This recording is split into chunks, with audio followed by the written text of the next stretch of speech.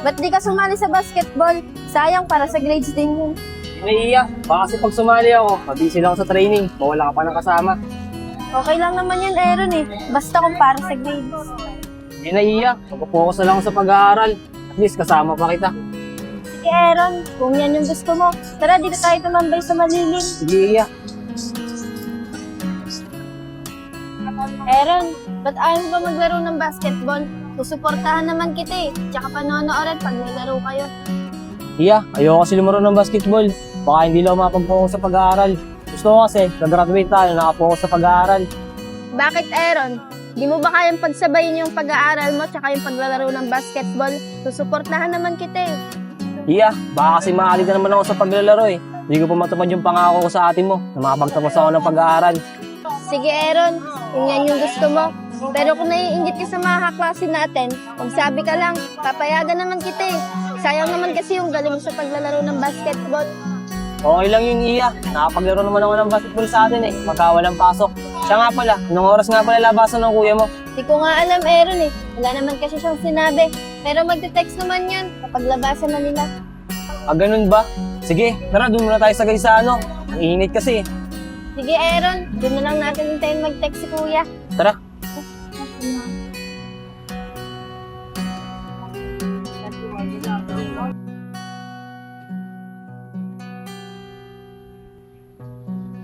Justin, gagraduate tayo. Nandun yung pangalan natin sa listahan ng mga gagraduate. Kaya nga eh. Yung kay Junel, nakita mo ba dun, Pong? Ay, oo nga pala no. Di ko nakita pangalan niya dun eh. Pong, mukhang hindi gagraduate si Junel ah.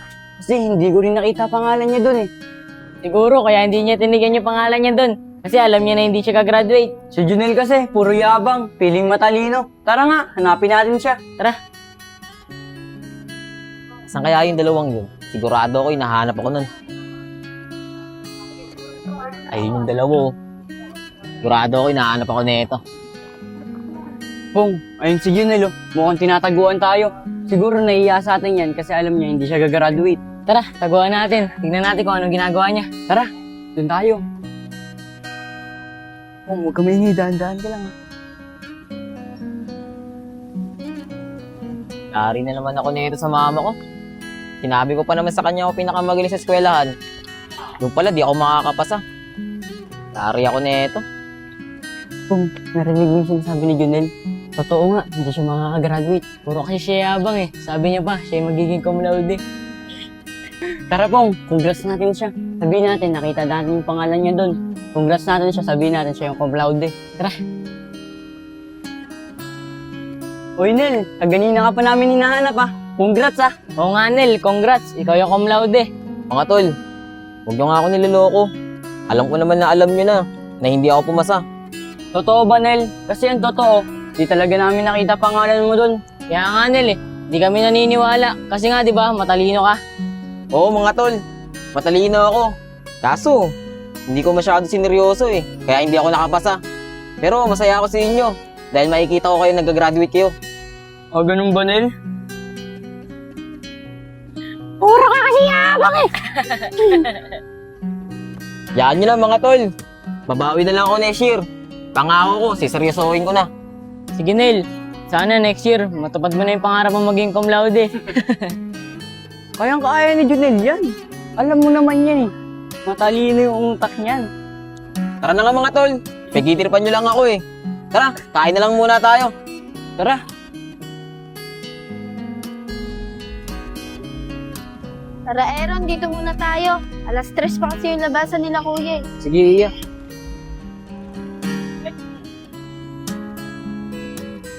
Aaron, isang buwan na lang, graduation na natin. Hindi pa sigurado si ate kung makakauwi siya. Iya, malay mo naman, bago tayo gumraduate, umuwi ang ate mo. Sana nga, Aaron eh, para may aakyat man lang sa stage sa graduation ko. Iya, tawagan mo kaya si ate Kim para malaman natin kung makakauwi ba siya o hindi. Aaron, baka kasi nasa trabaho pa yun eh. Pero sige, tatawagan ko.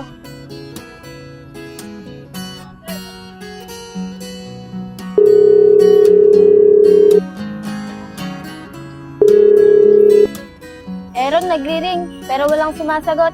Tatawagan ko ulit.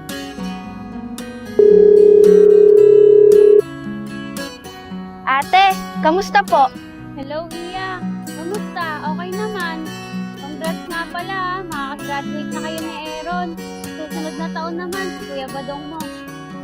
Ate, maraming salamat po Kasi kung hindi po dahil sa inyo, hindi po kami makakagraduate ni Aaron. Tsaka ate, sana po bago po dumating yung graduation namin, makauwi ka po. Iya, hindi ko may papangako Marami kasi kaming gawa ngayon eh. Sige po ate, kung sakaling hindi ka man po makauwi, si kuya na lang po yung papaakyatin ko sa stage. Sige, Iya, pero pipilitin ko. Sige na, dito na ako. Ang dami pa kasi naming gawa eh. Congrats ulit sa inyo ni Aaron Unti-unti nyo nang natutupad yung mga pangarap nyo. Kaya nga po ate, dahil sa inyo po yun. Sige na po ate, mag-ingat ka po dyan Maya-maya po, uwi na po kami. Hintayin ko lang po yung labasan nila kuya. Sige, Iya, ibababa ko na. Mag-iingat rin kayo dyan. Congrats ulit sa inyo ni Aaron. Aaron, di pa daw sigurado si ate kung makakauwi siya sa graduation natin. Iya, sana nga makauwi si ate para makita niya na natupad na natin yung pangako natin sa kanya. Kaya nga Aaron Pero Aaron, wala ka bang balita sa mga magulang mo? Di ba nila alam nag-graduate ka ngayon? Wala na akong balita sa kanila, Iya. Di ba nga, simula nung lumayas ako sa kanila, palit na ako ng number, kaya di nila ako makontak. Aaron, punta kaya tayo sa inyo. Paalam natin sa mami mo, nag-graduate na tayo. Baka sakaling matanggap niya ako. Iya, para saan pa? Nag-bless nga ako sa amin, di nila ako hinahanap. Ngayon pa kaya makagraduate na ako dahil sa ate mo. Kahit na Aaron, magulang mo pa rin yon. Ayaw mo nun, makikita nila nag-graduate tayo kahit sobrang hirap ng pinagdaanan natin. Iyaan mo muna yun, Iya. Ang mahalaga, makagraduate tayo para makahanap tayo ng magandang trabaho at makabawi tayo sa ate mo. Sige Aaron, ikaw bahala. Tara na Aaron, malapit na labasan nila kuya. Sige, Iya, tara. Aaron, tara. Doon natin hintayin si kuya, malapit sa school nila. Sige, tara, Iya.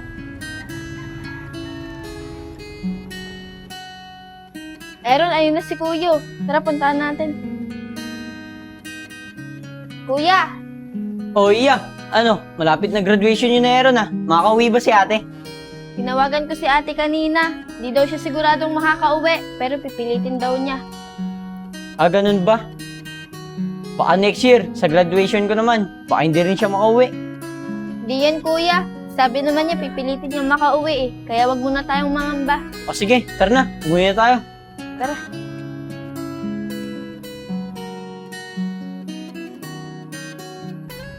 Pong, ang tagal naman ng mami mo. Kaya nga eh. Pero sabi niya, malapit na daw siya. Malapit pa naman na magsimula. Pong, ayun na pala mami mo. Tara natin, para makapasok na tayo sa loob. Tara!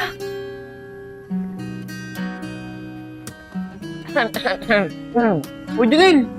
Ba't ka nakatoga? Kala namin hindi ka gagraduate. Kala nyo lang yun. May matalino bang hindi gagraduate? Mamaya, tatawagin ako dyan. Ako kasi yung cum laude. Cum laude na naman, baka cum laude. Yabong mo pa rin talaga, Junel eh, no? Tara na nga, pasok na tayo. Baka nagsisimula na yun. Tara.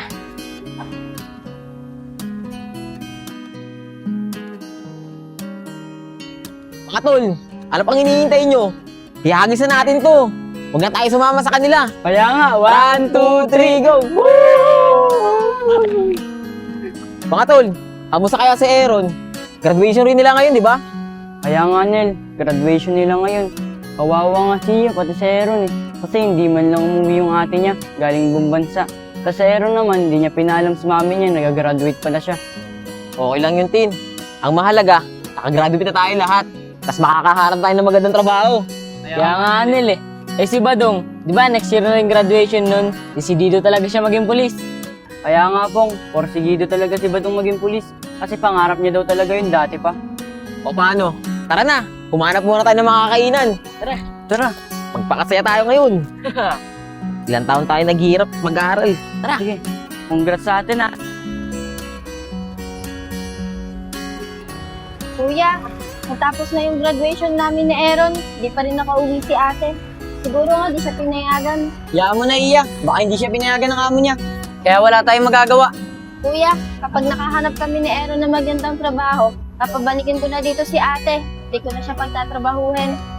Tama yan, Iya. Para lagi na natin kasama si ate. Ano, tara na, saan niyo gusto kumain? Kuya, sa Mang Inasal na lang tayo kumain. Simula kasi nung nag-aral tayo, di pa tayo nakakain doon. Sige, tara na. Tara. Iya! Aaron, Badong! Ate!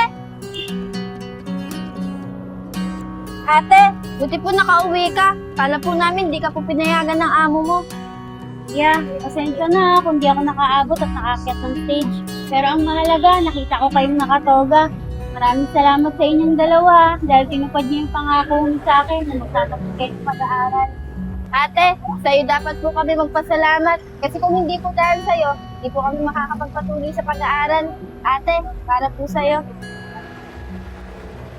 Iya, Aaron, maraming salamat talaga sa inyo ah.